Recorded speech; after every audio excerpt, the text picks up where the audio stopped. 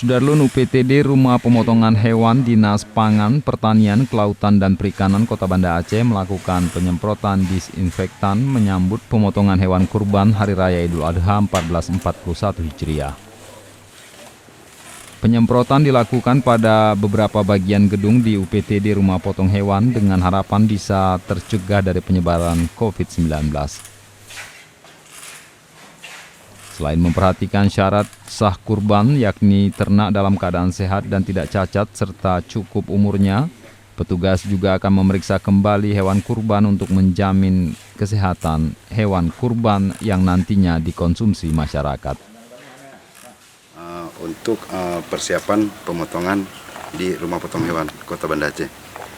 Yang paling penting untuk bulan ini kita akan menghadapi dua kegiatan. Yang pertama menghadapi megang, yang kedua kita menghadapi kurban.